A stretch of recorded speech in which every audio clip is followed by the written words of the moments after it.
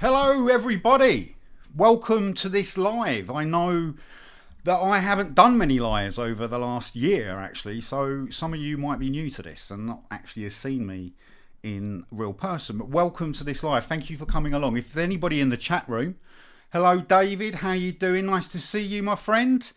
Hope you're well in Texas. And here we go, there's another one here. Hello Patricia, nice to see you. And Tammy, lovely. See you when you come along. Well, come along when you can. So today's live, what I'm going to discuss is thank you, welcome Artist Resource. Hello, hello. Thank you. Yeah, so when I was doing all this Ley Line Walks research and I was looking into the various locations, one really bizarre case that I came along with one of the nodes on the ley line. It's actually at St Martin's in the Fields, which is actually just right next to Trafalgar Square. And yeah, basically what there was in 1871, there was actually something called the Giant's Wedding. It was between two people. Let me get some of these pictures up so you can see what I'm getting at here. Hello, who's that, Tammy? Video didn't start until I reloaded the page. Well, sorry about that, Tammy.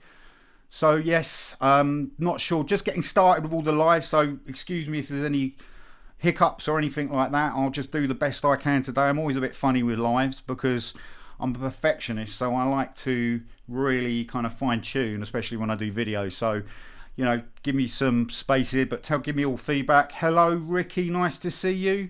Hello, my friend, how are you? So yeah, this is the Giant's Wedding that I came across, which was absolutely fascinating. And this happened in 1871. And let me just get up some of the people that this was the wedding here. And this man here, you see standing, the very tall man, was a man called Martin Van Buren Bates, and he was from America, actually Kentucky. And the lady next to him is somebody called Anna Haining Swan. And he was Martin Bates, the man. He was actually 7'9" tall, and Anna was 7'5" tall, very tall. So they had this wedding in 1871 in this church, St Martin's on the Fields, which is one of the ley nodes on the Strand line, which I have coming up, and I'll come on to the ley line a bit later. And actually, it was a huge wedding. I mean, there was a lot of people attended to it, and we had even Queen Victoria invested a huge amount of money into this wedding. She paid for all the garments, the rings, all the jewelry, things like this, and it was incredible. Hello. Not just yours. So who's this? Let's just see who the stream is. Who's coming into the stream? Bread and Bible. Hello from Oklahoma. Hello, Bread and Bible. Hello, Dave. Oh, sorry to hear, David, you're under the weather. But yes, so this was incredible. I thought it was incredible information because it's very well documented. Well, actually, not very well documented. There's a lot of info that isn't on it. But let me just go through some of the pictures so you can see how incredible some of these are. So this was another one. This was another one of the pictures from the wedding, and you can see I couldn't find any photographs, and I thought there might be, considering again that's such a big event. And we had so there was all this documented. It's actually in the Welcome collection in London. You can find this information. This is all accessible. You've also got, which I found, and let's go down to some of these guys here. So these were them both here, and you know, I felt with the wedding, it was almost like a goodbye, a farewell to that giant civilization. And hello Tina, hello, how you doing? Nice to see you. And yeah, so this absolutely incredible, fascinating piece of history. And what we had is this was on the St Martin's in the Fields, which is one of the locations which I'm going to come on to later on the ley line. But yeah, Anna Haining Swan. So a little bit of background information about these giants. So Anna Haining Swan, which let me just get a picture of her up because she's quite quite an amazing, beautiful lady, very unique. And Anna Haining Swan, she was born in 1846 and she died in 1888, not, well, within 20 years of then getting married. And she had parents of an average height, which was very interesting. Scottish immigrants, so there's some history there. So we're kind of linking it back to Scotland again, which is kind of cool. And she was from Nova Scotia in Canada. And she actually she met Martin Bates in one of these sideshows that they had during this period of time in the 1800s, and they took a lot of freak shows around, and the giants were seen as a way, bringing customers in. But yeah, she was born in Nova Scotia at her 10th birthday. When she was 6'1" tall, so yeah, quite a tall lady. What I found interesting about her is that she wasn't in the it wasn't in her family, so that's kind of interesting. But Martin Bates, let's go on to Martin Bates, because he's very interesting, this guy. So this is, let's get Martin up. Let's do that one. So Martin Bates, he was born a typical size at 6 or 7, but at 6 or 7 he had a massive growth spurt, and by 13 he was 300 pounds. And yes, Bread and Bible, yes, they did have giant babies, which I'm about to come on to. But yeah, very interesting. Unfortunately, they actually both died. Very sad. So Martin Bates, he actually fought previous to him getting married, he actually fought in the American Civil War. And I'm just going to come on to that in a bit later, but the whole connection to the giants and the Civil War, there were actually other giants that fought in the American Civil War. I'm not massively clued up on that history of the Civil War, but I'm kind of interested in all the kind of giant side of things as well. So let's just shut this down so you can say hello to anyone new entered the room. So yeah, incredible history there. But yes, he was also called the Kentucky Giant, and he basically met Anna, his wife, while they were on tour and in this sideshow, and which weren't very nice. These kind of freak shows were quite bad, but I think they were treated with a lot of respect by the sounds of it. What's really interesting is the way it sort of led up to their wedding, and they got all this funding from or funding for their wedding, so it was kind of put on as a big event. So after the war, yeah, he kind of he went with Anna in this sideshow, and they kind of got together. And just coming on to what Bread and Bible asked about the giant babies, yeah. So in 1879, they had gave birth to a boy. It was 22 pounds at birth. I don't know. It wasn't gigantism in his family. That's what's interesting about it, is that his family there was no other kind of connection to that in his family, which very interesting, and I kind of really why I took interest in it so much. So yeah, 22 pounds at birth, and then that also, unfortunately, that child died, and Anna never actually regained her health after that, which the lady giant, and she died in 1919. My apologies, 1888, and then there's actually a statue of her at her grave in Seville, and in 1919 that was put up in 1919. So yeah, this was at the St. Martin in the Fields in Trafalgar Square, and it's quite interesting when you start looking into these ley lines, that this is what fascinates me with the whole ley grid on our planet, is you start realizing where the giants were and various mythical stories have been told. So there is a whole alignment going on, and of connection of history and knowledge and information. So yeah, let me just see if there's any. But yeah, so the interesting thing, what sort of led me to more research, was about who fought in the Civil War. And I'm kind of like, whatever your views are, on the Civil War. You know, it's the fact these giants were fighting in the Civil War, I just find incredible. If you can imagine giants, you know, a 7.5 foot man or woman, well, I doubt very much many women fought in that war, but the actual men that fought in it, imagine that this giant over the top of, you know, during this. Let me get some more pictures up, because I have got a load here. So yeah, let's go here. So this is here. This was kind of cool. I thought that was kind of an interesting picture there. But another giant here we have is Henry Clay Fruston, and he actually fought in the Civil War as well, and actually fought on the Battle of Pea Ridge, which, if you look into that, it's interesting what they were fighting and what they were kind of, you know, getting rid of and all this. But as a lot of you know, I'm sure watching this, a lot of you will know that there is a huge history of giants and the white giants that existed in America once upon a time.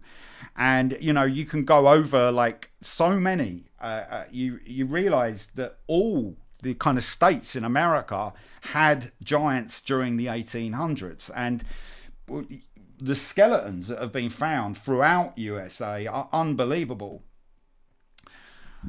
Right, okay.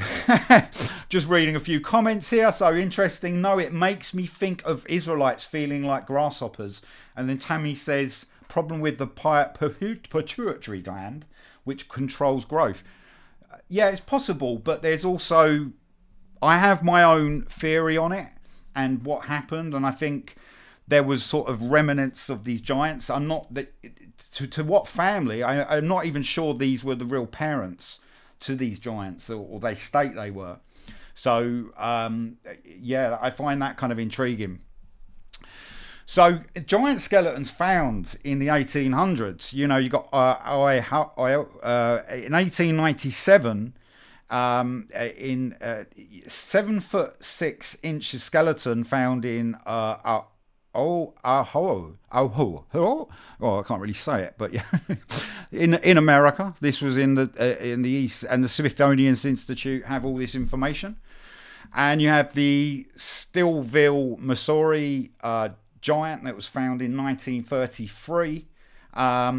You've got the Montgomery County, Ohio giant. It's 8 foot 1 inch is skeleton, and this was in the Miamisburg Mound, and this, yeah, connected to the Adena culture, if you know about these guys.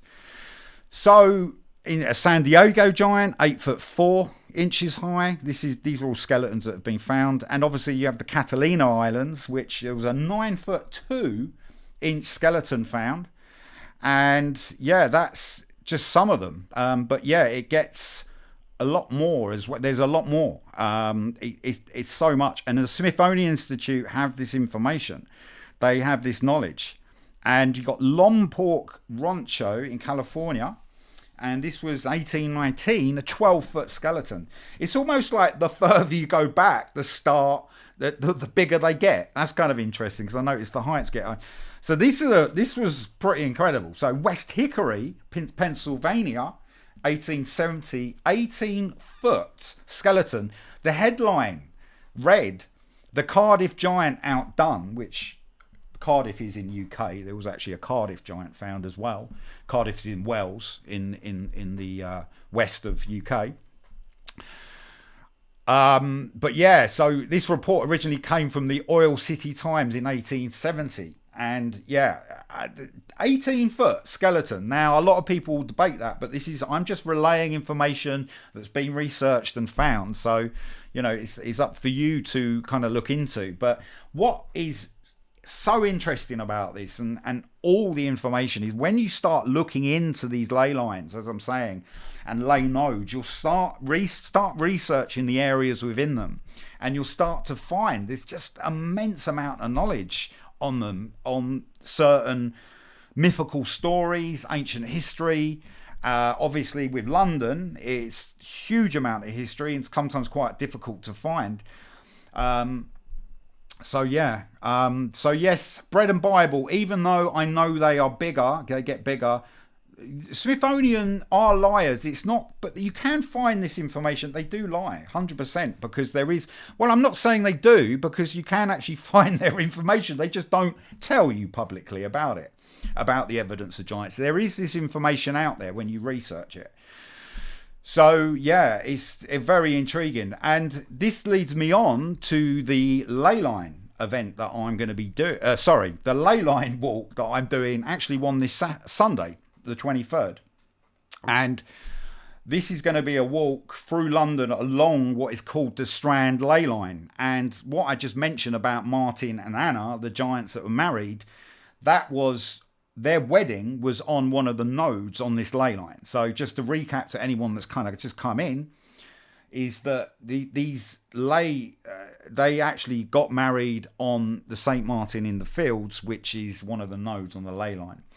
So understanding ley lines. So a lot of people, and I'm sorry to jump from the subject of giants to ley lines, and if you haven't got the connection, but it's really, from my research of looking into the whole all the ley lines through London and looking at all that, this has led me on to all this research. So I'm just pulling out bits of research I find. This is just some of the snippets that I have on this walk and what I talk about. Yeah, they hide it in, what's that? So they hide it like the Egyptian relics in America. Yeah, I mean, you know, there is a lot hidden. And no doubt that there is a lot of relics. If you take American history is bizarre. Like when you start going back before the 1800s and you start looking at the history, you realise that, and it's the same with a lot of areas, you realise that this kind of reset or whatever exactly happened during that period of time, there was a kind of resetting of kind of society in a way. And I think that this is very key to that, you know, very, very key to finding out and unlocking and remembering all this information, because this is what we've got to do with all this ancient world. It's actually remembering what we had before and bringing that in, reintegrating that into this world where we are now. So we have, so let me get up the Strand line. So this is the, I'm just going to fast forward some of it to some of the clips. So this here, oh, there's me there. But yeah, so we have here, so what am I doing? So this is actually, so let me just pause that there. So this is the mall running up from Buckingham Palace. And what you have is, this actually is, the mall is on a ley line, is on the Strand Ley Line, and Buckingham Palace is actually one of the nodes.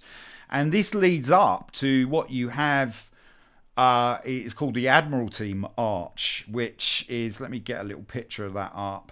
It's quite hard to flick through, but yeah, you see here, this is some of the old pictures. This is St. Martin in the Fields, I believe, or actually that might be St. Mary le Strand, which is the next node. And yeah, it's really, so what this goes up, so this goes straight up from Buckingham Palace all the way up to St. Martin in Fields, and then it goes right all the way onto East London. And you got some of the other images you're seeing up here. This is St. Martin in the Fields, and one of the reasons why it was called, the building actually hasn't changed much since the 1700s, and it was built, well, this current structure was built by James Gibbs. Let me give the exact date of that, and that was around 1726. So James Gibbs built that. But there was previous structures there before on this building. So, and how that was built in 1726, I do not know. It was an unbelievable piece of architecture, but there was a previous building before that. So around St. Martin in Fields, there was this a huge amount of history. There is, I just got to get the image up. Let me go back here. So what we have, oh, there we go, moving that around. Sorry, guys. Yeah, I mean, Bread and Bible, you're saying, yeah, there's a lot of destruction within these elements of the old world, and that does go on, and we have this kind of we've had throughout the period of history, you know, these kind of resets that have happened, and sometimes the history, true history of what things are, doesn't kind of get displayed properly. We get a kind of little fraction, we get a little snippet of that history. You know, it's not that every single aspect of history is a lie. There's certain bits that are just distorted to fit other narratives. I feel from everything I've looked at, this is all connected to the energy devices that we used before the 1800s. So obviously electric came in late 1800s, or around that time. 19, yeah, exactly. But yeah, so what we've got is these energy systems. This old energy system was so different to the way we use electricity today. And, you know, I believe that we are actually using and conversing on these ley lines, and actually using these ley lines as part of the grid, as part of the natural grid. How exactly that is, I you know, is still up to many debate and theory and to question, because they it's a really incredible history. So what I'd advise everyone to do is find out where your ley lines are in your area. I mean, I live in London, so I look into this area and find out the ley lines around and what the routes are for the energetic routes. And actually research history on the nodes. And when I say nodes, they will be where the buildings are placed. If I just get that back up here, so what we have is, like, for example, this is St. Dut. Oh, there we go again. Here's me. I'm flicking through the video, so excuse me, guys. I found this was the only way I could really kind of put this, show you this the best way, really. But yeah, so what we got here, this is within St. Mary Le Strand, which is the next node after St. Martin in the Fields. And you see the ceiling within here is almost like the energetic resonance they're planted into the ceiling. So this was done in a way so when the people sung in the churches and music was played, the frequency fields would go up and actually be enhanced within the ceilings, and the acoustics would actually create frequency healing fields. Now, I know that's open to debate in many ways, but when you study these buildings, after a certain period of time, you start to realize how much let me just see if I can get picture in picture, because I'm trying to see if I can. I'm sort of still working out this chat, guys, but you can see how these frequency fields were created, and these buildings in a way were used to enhance that. So what's this? So Tammy, in the UK, you get rid of all the troublemakers, and I can get back there. I'd love to be able to do a bus tour around London. It is an amazing place, London, to look into the history, Tammy. Incredible. And it really is. You really do see all the different kind of setups of the way this is all mapped out. It really is incredible. And that's what's got me fascinated. It's always fascinated me with London, is that the way the grid's kind of worked out, and the way certain things are positioned, and the obviously the old world architecture and all this. But yeah, it is bread and Bible. It's a reset that's happened over time and time again, and we're not really told about those resets.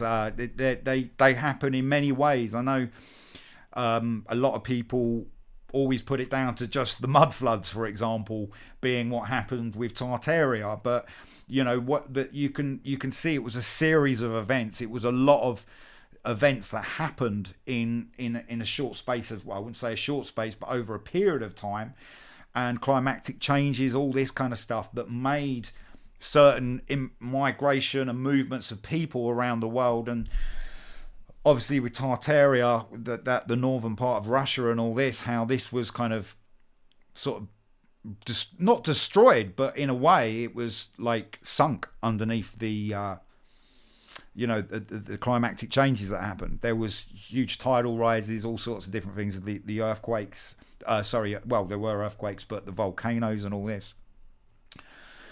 But yes, Russell, twice our size. Yeah, there's remains of this all over the world. So when we start looking into this, you'll notice that how big the doors are on certain buildings. That's probably the most obvious one. Now, that's open to debate. You could say they're just big doors because they're grand entrances, but there could be the idea that these were actually built for other larger type humanoids. And what is kind of mixed up about the whole giants is that they're not human as such, right? They're very different makeup and very different genetics to a human. So obviously they're large and they're bigger, but they had a different sensory system, and I think that probably was quite a threat to a lot of people, and maybe one of the reasons why this kind of process of the giants has just kind of been pushed out of society more and more and just forgotten about, when you can clearly see that there was one point in this world or realm or whatever you want to call it that we had these very larger type humanoids on this planet. And obviously you've got all the theories as well of some of the building, so some of the mountains and things like this looking like trees as well. I'm very open to debate on that. I mean, wow, if that's true, incredible. But it's very difficult to actually find out any information on that, and you kind of just have to pick up and make your own theory to it. And that's where I'm very careful with information, because I don't really like creating information that is just a theory. I want to find solid basic facts to what this is. And I think the giant connection really does bridge us back to this other old world that we once had. But yeah, so I started these ley line walks really from after I went to the fairy pools, which was on the Isle of Skye with my partner, and while I was on these around these fairy pools, I was told that actually if you stuck your head into the water, that you would actually get to see the fairies. Now obviously it's a beautiful story, so I wanted to give it a go and let's just see if it happened. But what did come to me, what was very interesting, was that it told me to do these ley line walks and tell people about these ley lines. I've always been fascinated with the ley lines and sacred sites and stone circles all over UK, all over the world. They're absolutely amazing. These places, I've had some very surreal experiences in them myself, and I only go by my own experience. I listen to what other people say and about their knowledge and experience, but I kind of believe something is only real when you kind of experience it yourself, or you can get an understanding to it. Yeah, so big doors, big people. Yeah, they're certainly right. I mean, looking around Trafalgar Square alone, some of these old world structures and the arches, they stretch for like 20 foot high. Some of these arches, and maybe they were built for big people. It would explain why these buildings and how these buildings were built. And to some way, not all of it. Even if they were big people, it would still been quite a challenge to build something like that in these time periods, we're told.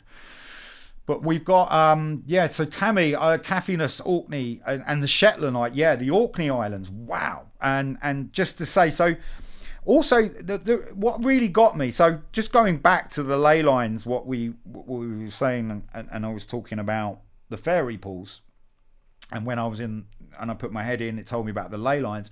What really got me about being at the Isle of Skye, we were told that they wanted to build a wind farm up on the top of the mountains, which is a stunning location. I mean, really, I've never seen something so beautiful, really, to be honest, in Great Britain. It really is truly a remarkable place, except the traffic jam getting there was a bit of a struggle because there was quite a few cars coming in and out.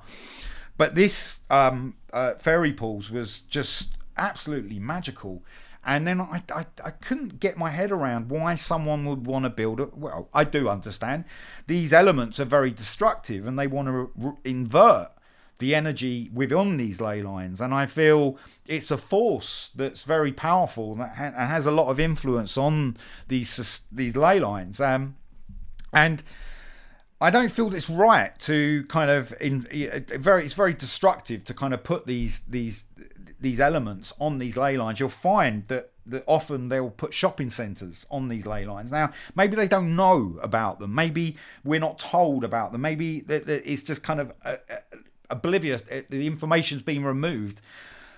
But it's really disheartening because I know how important these ley lines are. You know, I know that how ancient they are, and they're part of that Earth grid, and if you like, the Earth circuit board. And you know, when we're planting negative structures or certain structures on them, what that's doing is inverting the energy along these lines. And as you can clearly see from some of the events that happened, the Anna. Oh, I've forgotten his name now, but the Anna and the Martin Bates, Martin Bates, their wedding, and they had these kind of like little celebrations on them, and you know, whatever. That's kind of, as I said before, I felt like that wedding was almost like a farewell to the giants as well. It was like and there was other. I mean, obviously, all the giants haven't disappeared, and just bring it up to speed, like the giant that is recognised to be the largest giant's obviously the Robert Wadlow, but he's not a giant. He had a disease in him, so it was a growth spurt hormone, which someone mentioned earlier. But so I think the giants. I think there were giants. There certainly were, Susan. There were a lot of giant skeletons flying tears. Yeah, if you listen back earlier on what I'm talking about with the giant skeletons that were found in the USA during the 1800s and early 1900s, and the Smithsonian Institute have this. They have this information. So, like, I don't see why. Well, I do understand because the narrative's been told, and maybe if that information was to be released now, maybe it might have an effect, not a positive effect, but on society. So because we've gone so far down the narrative that giants don't exist. But we do need this information to come out. It's quite important that we understand our correct history because we've got to move forward, and where we're going and the world ahead of us, we have to be very clear on that history and understand, or have a better understanding of it anyway. Now, as I said, it's not all a lie. There's certain bits you'll find that are just, there's distortions, and truly you can find that out from most buildings. For example, you'll find out when you look into the history of them, you'll find little holes in the narrative, building records missing, things like this. So let me go on to a bit more of the ley lines that I'm going to be doing. So yeah, the Strand ley line goes, let me just try and see if I can, there we go. Let's just get that. There we go. This is St. Martin in the Fields, and you can see again, and it stretches. I'm going to just pause, get that there. And this stretches right the way, and I've marked it from there. You see the line that goes before the red line, that is actually the mall that leads down to Buckingham Palace. Now, underneath Buckingham Palace, you have some very ancient rivers as well, which is never spoken about. But one of the rivers there, the River Tyburn, I believe, goes all the way up to Hampstead Heath and actually goes from one of the streams there. So there's all these underground networks and ley lines running through London that pretty much most of the society are oblivious to, and you know, kept in or we're not really spoke about. They're not really taught in society about these ley lines, but they're vital for what we are and who we are and our development. You know, understanding what's really interesting about ley lines as well is when you start locating certain spots, you'll notice that you've been in this kind of path all your life. So you've actually traveled along these ley lines, which again, incredible. And yeah, so this is the ley line, and this runs right the way. This is the Strand ley line that I'll be doing this Sunday, the 23rd. What I can do as well is just put that on there, and you can have a look at that. Oh, let me just get that there. And you can, this is the Strand ley line that I'll be doing. but yeah, it's so interesting. I mean, oh God, it starts it all again every time I go. So this is St. Martin in the Fields, and you see that this is where we actually meet when we do the ley line. This is the meeting spot.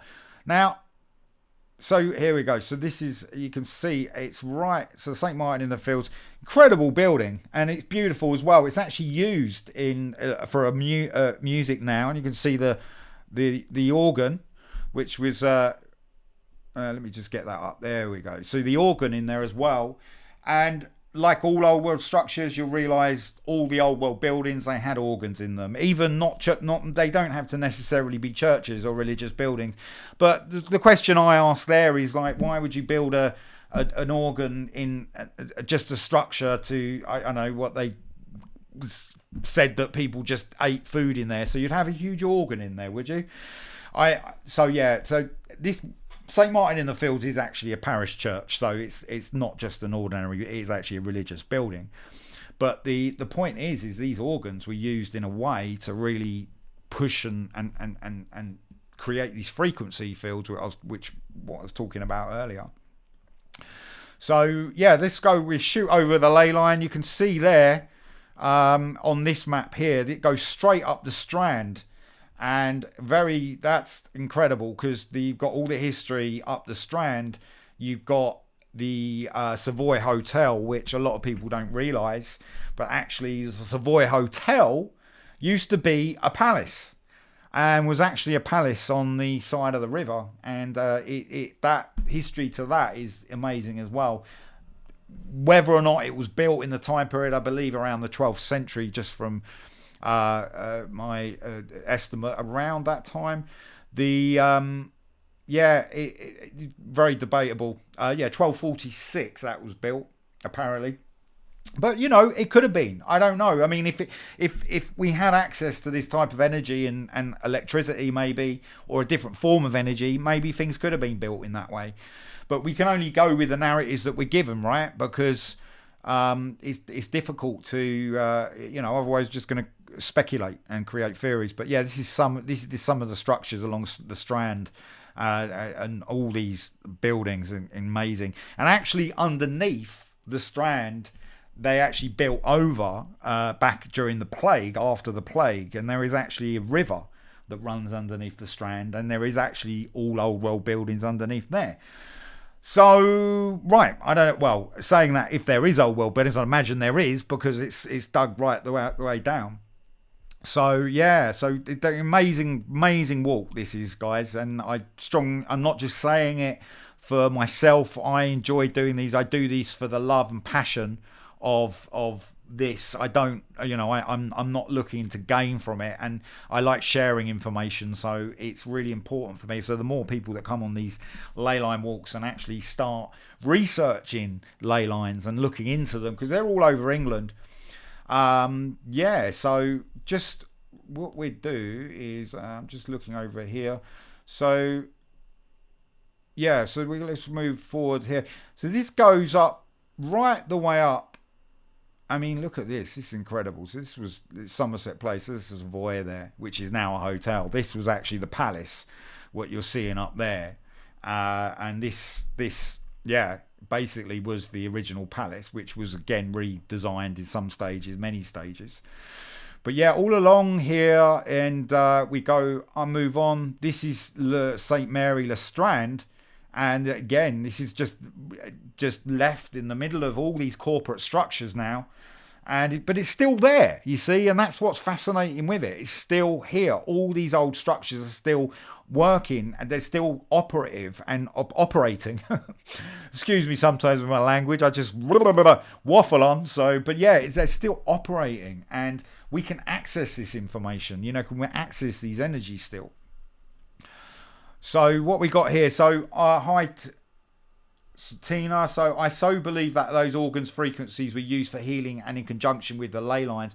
Powerful energies, yeah, they most certainly were, Tina. I mean, that is 100% how it was working at one stage. We had the sound frequencies mixed with the frequency fields of these ley lines, which were much more active before. A lot of people understand that this world that we have, where's it gone? The play.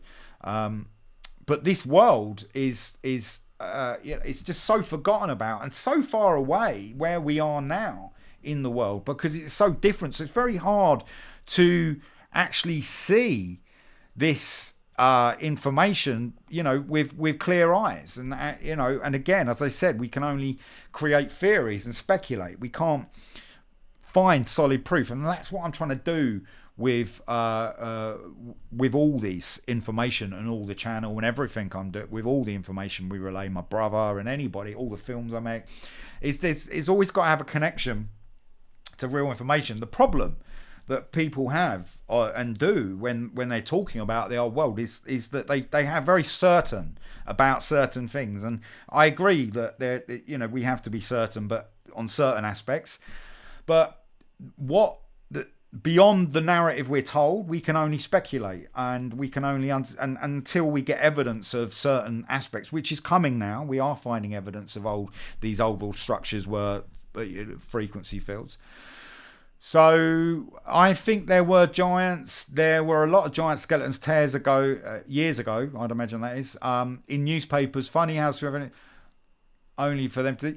Yeah, I mean, there's been a kind of suppression of information. It's kind of sad, right? We shouldn't be suppressing information. I feel, we're, especially now, look at where we've got to in society. We've kind of dismissed so much because it's all been put into these fantasies, films and sci-fi ideas and stuff like this. So it's very difficult to really know or really accept certain things. But yeah, there certainly were giants. What you find out when you research all this history and knowledge on Tartaria, all this stuff, is that a lot of mythology is very got correct elements to it. Not all of it, okay? So again, there's very twisted bits to it. But we could go into many subjects. Same with the moon landings. The moon landings, yeah, I feel they did land on the moon, but what they actually found and what was actually presented to them was something very different. Again, so it's all this, and how they got to the moon was very different to what we're told, because obviously the Van Halen belt and all these different elements to get through to the moon. But that's a whole other podcast, guys.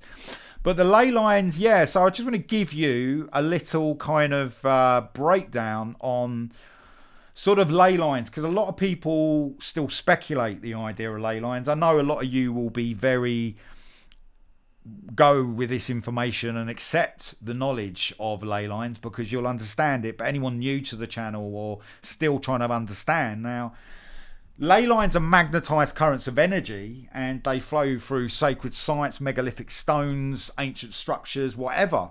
These old world buildings as well have been built over these ancient structures. You've got to remember that all churches, chapels, cathedrals, before they were built, there was sacred centers of some nature.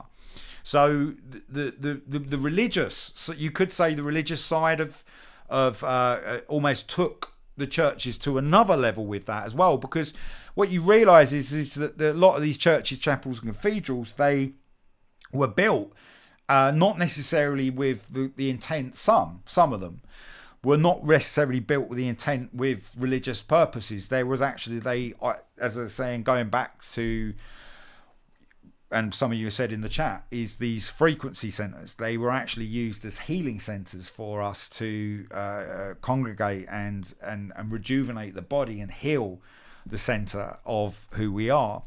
So just so with some knowledge on that, so you had the ancient Greeks, and they did something called incubation sleep, where they would get congregations and in their amphitheaters. So this is again amphitheater, amp. They were amping the frequency to heal. But they created what was called incubation sleep, and the congregations within these amphitheaters would sleep for 2 to 3 days while choirs, while songs, tuning, frequencies were sent out into these circular structures, and they created these frequency fields that healed the people within them. And that's documented with the incubation sleep. So I feel that the same would happen in these churches, chapels and cathedrals before they were indoctrinated and brought into the religious aspects of what they are. That's not all buildings. Some of them were built specifically for religious purposes. But right, so what we've got, so these straight lines, megalithic structures, they were built on these grids of, going back to what ley lines are, these were built on the natural energy. Now, they're not seen to our eyes, so we're not going to see these, oh, there's a line flying past. Some people can, people that are tuned into this psychic ability and energy, they can see things, and myself included, not completely seeing a line, but I have seen movement in these lines. And when I've gone on them, some of the unexpected scenarios, mainly on my own, with the groups I've taken, there's been a few things have happened, but it's the most bizarre one was when I was on the Coronation Line Walk, and I was kind of dowsing and working out certain parts of it and working the line and where it was, and a man rode past dressed in 1800 clothes on a penny farthing. It was so surreal, and I didn't take a photograph of it. I wish I had now, but it was I just wanted to feel the experience of what it was. Quite interesting, like the crossover of. But yeah, this will happen when you're doing these ley line walks and you're on the ley lines. You'll find you'll get reactivated, and you'll have memories and information come back to you. Maybe even something happen in your life that will raise the vibration of what you're doing, or what an intention comes true. I always get people to set a good positive intention for them, so on these lines, so they can actually find a resolution by the end of it. They can see if that's been answered, and and all good feedback so far. So people are having a great time. Everyone's had a great time on them. So yeah, these are existed since the dawn of time. Ley lines is part of the grid of the planet. So, and these create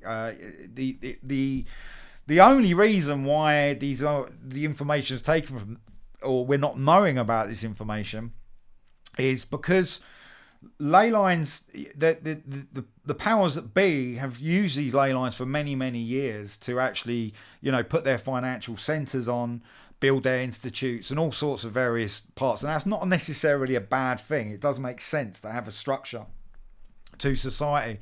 But what I'm seeing in the world we're in today is how it's kind of being dismissed and forgotten about now. And you're finding a lot of these churches and old world buildings are just going into dilapidation, and they get, I've said it before in previous videos, but they get funded from the Church of England. Then the Church of England doesn't fund it, and the Church of England has got a huge amount of money, by the way, so they should be able to afford to restore most of these churches. And then it gets publicly funded, and then it's a rejection of then it's publicly funded, and then it's sort of left and sold on to someone else. So yeah, it's very sad, and you see how then a shopping centre is built on top of it. So yeah, it's very not very nice to see, really. And I suppose the older I got, I'm more concerned I get with this. I don't have children, but anybody does have children, this is their future. They're not going to see this world and in the way, and there's all these elements of AI coming about as well at the moment. And we should really be tuning back into that natural energy, that natural force. So yeah, the main guy that's, I'm sure a lot of you guys know, who started with the ley lines, who really kind of brought them up to speed, was Alfred Watkins. And he was actually an English businessman. A lot of people don't know that, but he was actually a businessman. And he was an amateur archaeologist and very good photographer. He was very well respected.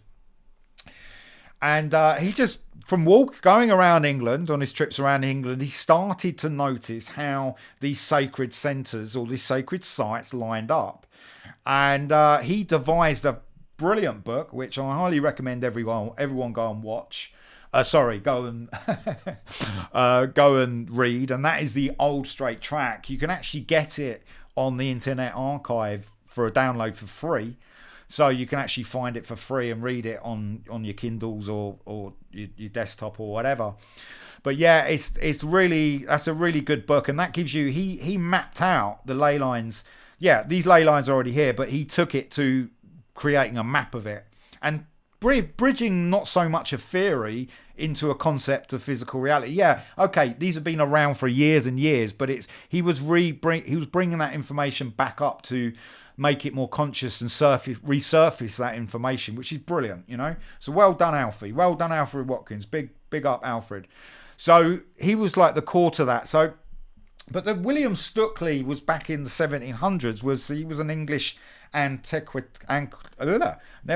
was an English physician, an Anglian clergyman, and he worked around Stonehenge and Avebury, so he discovered the whole kind of working and the mechanics to Stonehenge and Avebury, and obviously Watkins had looked at his work and taken some of his work and taken it, but Stukeley noted how many Roman roads, which, if you know about the Roman history, it's pretty dark when the Romans entered Britain, how they just destructed all these kind of energetic points and reverted everything and took it there. You know, I think the first rule of Julius Caesar when he came into UK was to get rid of the Druids. So, and these Druids, obviously, they're not all love and light, but they definitely were in tune with the earth, all right? So they worked with the earth's energy. So he didn't want any of that. But Stukeley noted that how many Roman roads were constructed along these ancient ley lines. So you'll notice this even today. I think with the certain St. Michael's line that goes up, there's certain parts how there is the road, a motorway, I think the A4, stuff like this running through or cutting through. But M4, sorry. But yeah, so all these ancient ley lines were all mapped out, were previous to, you know, 17th century. I would say going back previous, you know, 12th, 13th century, they were very active. And in recent years, you had obviously Jean-Michel, who wrote the amazing book, The View Over Atlantis, which again, you can get that for free as well if you look online. But if you can buy it, do buy it, because the work's brilliant, and you know, we should celebrate works like this and help support people that are making works like this. I know he's actually not with us anymore, Jean-Michel, but he was an author, an esotericist, and he made a huge amount of contributions to like the whole kind of earth mystery idea and what we are as people, and ley lines and these ley lines and everything. And so yeah, really, really incredible. Get that. I'd look at that. So you've got two books you've got to read, and that's The View Over Atlantis, Jean-Michel, and The Old Straight Track. And look into, I'm going to be doing more on all the ley line stuff anyway, so we'll talk about that. But the ley lines are very important for our well-being, and they're very important that when we go along these lines, as I said before, we reactivate information, we find information and knowledge. And remember, because this job of the old world and the ancient world, it's not that we have to, it's all about, oh, well, we found out who it is. It's not about this. It's in the past, but we must understand that past to really kind of go forward, because what we're having now, and I feel what's bringing up to present day, is all the distortions and inversions have led from this point, because the history we've been taught is only half truths. It's not the real full truth of what we are.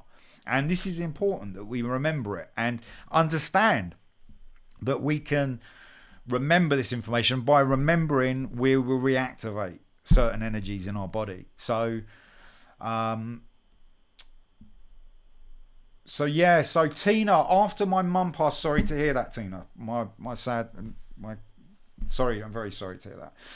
I travelled the Michael Mary ley line from Norfolk down through Glastonbury and North Cornwall to St Michael's Mount. It was beautiful. It was so beautiful, lovely. And Tina's just pointed out that is the main line running through Britain, and that is the St Michael's line. And this runs through Glastonbury, Tor, and amazing, yeah, Norfolk, right? Because I was going to Norfolk so many times on holiday, and certain locations, and I know if I map out where I was, I can assure you it was directly on that St Michael's line. And this was, you know, previous to my knowledge exactly knowing these ley lines. But yeah, the Michael Mary, you've got the Mary line, I think Arbor Low is it, where the Mary line and the Michael line, the Mary line passes through. But yeah, there is a whole map and grid, and I will be doing a whole lot more on all this as well. I'm done my best today to kind of pull this together for you because, as I said, I'm not a massive person on lives. I like doing things, perfecting things, and making things as clear and concise for you as possible. And I hope you've all enjoyed this so far, the Ley Line discussion and the talk about the Giant's wedding. What I'm going to show you now is the Ley Line Walk that I've got coming up. This is on Sunday, the 23rd of February, this Sunday. And as I said, this is going from right from St. Martin's and Fields right up to a place called Boundary Estate, which is in fascinating area as well. Not so beautiful, but it's interesting when you start looking at the history of there. We'll be walking along this line. It's just over 3 miles. It's always a lovely group of people. And we stop off at locations, many locations, and we discuss ideas, and I give you an insight to all the history within these locations. The link in the description, you can purchase tickets if you do wish to come, and you can get them through Eventbrite. But yeah, we meet at around St. Martin in Fields, around that area. And it's very close to Charing Cross Station, so it's quite a central one. It's very good in that way, and it's quite easy to get to. But yeah, so brilliant, everybody. I really thank you for everyone coming along. I wish I could do more on this, and I'm still figuring out. I want to do more and more lives. I know YouTube is about the lives, so I have to, put myself out there more in the live. So I'm doing the best I can with it, and I've got loads of content coming up. Please subscribe if you haven't, because I know a lot of people watch this channel and they're not subscribed. If you do want to get any notifications to be sure to get the videos or watch the content that's getting made, be sure to click notify underneath the video. YouTube have made it a little bit another level to when I think you have to be notified. Even if you click on a reminder, you have to be notified of that as well. So I don't really look at YouTube that way. I'm more on the other end of it, creating from it, and I don't get any time to watch a lot of other content. So I'm constantly creating and making ideas and working on other projects as well. But yeah, just thank you to everyone as well. Any new subscribers and anybody who's one of the members, if there's any members in here, lovely. Thank you so much, everybody. And patrons, thanks a lot as well. Everybody supporting this channel, and it's growing. It's going really, and some of you might have seen, I did the films recently. Thank you, David. It's very nice of you. Thank you very much, David. It's nice to see you're still here with us. Good one. But yeah, I want to do a lot more of these lives and just bring them all, because one thing I've kind of lacked, I feel, is like bringing the community together, and I've been meaning to for a long time. You might have seen that I've always putting up that I'm going to do a live soon and then never get around to it, but I've done this. Really pleased I did this tonight, and there's a lot more going to be coming as well.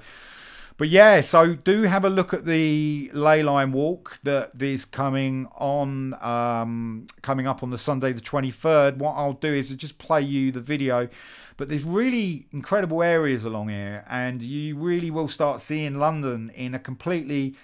Eve, lovely to see you. How are you, my love? Are you okay? Nice one. Brilliant. Tina, thank you so much. It's been a great tonight. Well, thanks, Tina. It's great. It's building my confidence in lives, so that's excellent. Thank you so much. And so yeah, basically I'll be walking this on the 23rd, and actually I believe Eve is one of the members. She's come on this walk as well and absolutely loved it. It's fascinating because it's just such a range of different structures, and you see here, this is actually me walking along the ley line, and the ley line actually goes directly through the centre of the Strand, and I just find that incredible. And some of the old pictures as well is fine. Let me go forward a bit more. So yeah, so what we do, we got these. Here we go. Right. So we do some of the buildings as well. We can go inside as well. It just depends whether or not they're open. We've actually been a couple of times, or once, we've been blessed with choirs, and there's actually been choirs in them. So quite amazing, the synchronization and the history. As I said, it's just incredible, and you really do see there's a lot of sides to London people don't see, And you know, they always look at the kind of West End and the glitz and the glam, and you know, but London is just you know, a massive centre of incredible variety and in energies. It's amazing when you start this one which you just saw just then.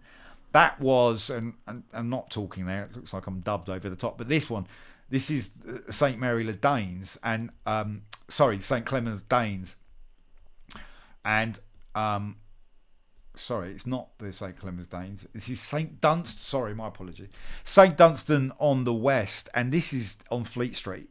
It's a little church, and when you walk out, unfortunately on the Sunday it's closed, but when you walk out the back of here and you actually have a look inside, it's got a huge massive part to the back of it. This is an old picture I got of it here, and it's got this massive frequency, I feel, again, massive organ in there, and it's got this huge ceiling. You look up and it's kind of quite, I felt it was quite Islamic when looking up in it, in the way it was.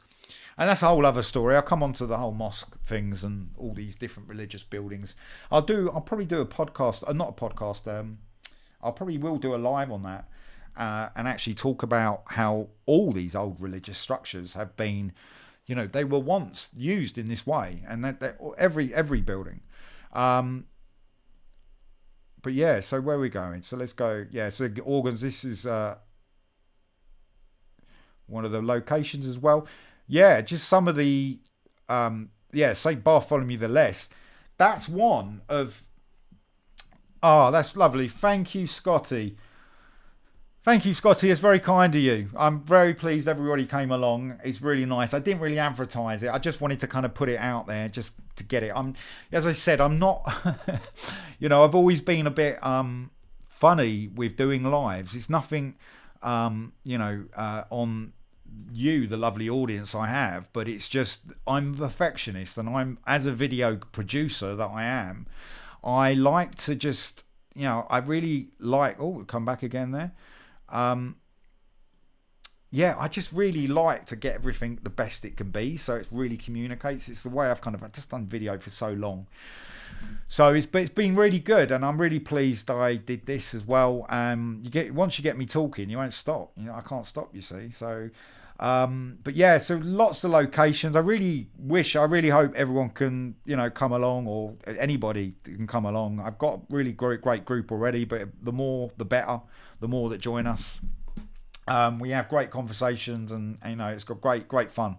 So, and all like-minded people as well, people that are open to, you know, information and new ideas and new perspectives. And I think that's a really important thing to remember at the moment, just to, you know, give you something at the end, and just know that, like, it's really good to stay open. Don't look at the mainstream stuff and worry too much about, or, you know, even get hopeful in it. Don't attach to it. Don't react to it. Just let it take its course and go where it's got to go, because we've kind of been pulled around a lot, and especially in the last 5 years of information and disinformation, and it's very disorientating and psychologically very negative for our human development. And we don't really, you know, you don't have to focus on what that is.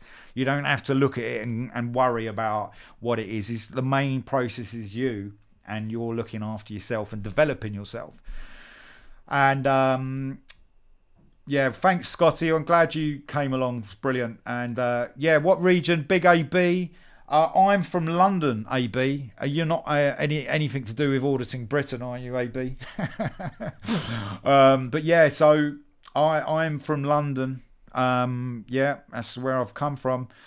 Ricky Delta, great show, brother. Your great information. Thank you, Ricky. It's very nice of you to say. And thank you, everyone. Thank you, everybody, for coming along. I really appreciate it. Please subscribe if you haven't. You can also join the members section, where there is lots of other content, exclusive content, and I put up podcasts in there. I will be going back to doing podcasts as well, my brother. A lot more information coming out on Tartaria and various knowledge. Just to say on that note, that is actually the proof copy, but I've got the Vanished Kingdoms. That's the book on Tartaria available. We also have Luminous Worlds which is, and I mean, I never realized I'd be writing so many books. My brother, I mean, it's my brother and me. My brother's been the motivator for most of these books, really, to be honest. He's really pushed it and done an amazing job. And I've kind of inputted myself as well into it. But this is information that we've looked over all our life, and that's more kind of my area that I've done, the human inversion book, which is kind of come down to my experience of working with this system and working in the world we're in, and also Mysterious Realities. These are all available on Amazon in paperback or ebook, or you can purchase them through my site. And pretty much I do my best to take all the information is out on the channel as much as possible. So I don't try and, the books are like, they sort of bring it together, contextualize all the information, and just put it all in one place. So if you want to pass it to somebody and maybe give them a different perspective or a different understanding to what we are. And brilliant. Well, yeah, brilliant. Big AB. Yeah, love the podcast. It's lovely. And yeah, we got loads more coming on. You can see quite a lot in the members section. We have done quite a lot of other podcasts in the members section. And we got some new ones coming out on Tartaria, some very groundbreaking information, more and more. I think it's very interesting with Tartaria. The more information, you just started realizing now there's more information building and evidence of this. And yeah, it's kind of cool, right? What I heard recently was somebody saying when AI sort of overcomes itself and relearns, that's kind of interesting, relearns this information, which it will change the whole course of AI as well, which is kind of interesting. Eve, thank you so much. Well, you've been amazing, and thanks, Eve, and that's great. Tartaria book, yeah, it's a fascinating book, and we worked on it a lot, and we've worked on the perspective of coming from a very positive perspective from it, because so we've worked on that a lot, because we really feel it's important that people understand how Tartaria and the old world was connecting to this Christ consciousness, and understand that's not Christ consciousness as on the cross, the way we've been taught about Christ. It's Christos, the white light. It's the energy of what we are, and this is the frequency of energy that is existing beyond this physical realm. And we go into a lot of detail in the book, and it's worth checking out. So yeah, please do check that out if you haven't seen it already or read the book, or please check out our podcast, because the podcast sort of run over lightly on the subject as well. We go into a bit more detail in there. So here's this one. The mother of the granny was killed by tuberculosis in 1918. Are you relating it back to Anna and Martin Bates? Sorry, excuse me. Bonnie, if you just say yes or no, because you realise that Anna her parents were Scottish immigrants.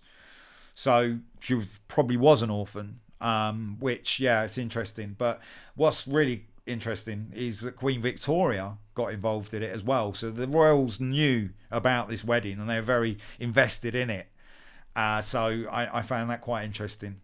Always follow the money, eh? And that's what they say. But guys, it's been a really nice live, and I will be doing more and more as well. So we'll do one on the old world and Tartaria very soon, and maybe get Stephen on as well and actually get him discussing some subjects on it as well. But Stephen is all good. We are going to go back to doing podcasts. It's just Stephen's been very, very busy recently. So, but we'll be starting the podcast back up again. Well, publicly, you can see some ones in the member section if you wish to become a member. Thank you, everybody. And please subscribe if you haven't joined the members section. And please, I look forward to all your comments out underneath as well. And just to say on that as well, I do my best to reply to all comments. Sometimes, the algorithm, the way it's laid out, and YouTube, it hides comments, and I don't know where to find things. I'm a very busy guy, so I do my best I can to do that. If anybody wants to ask me anything or any questions about anything, or, you know, just wants to, you know, say hello, please feel free to email me. You can go through my website or just go through the channel or one of my social networks.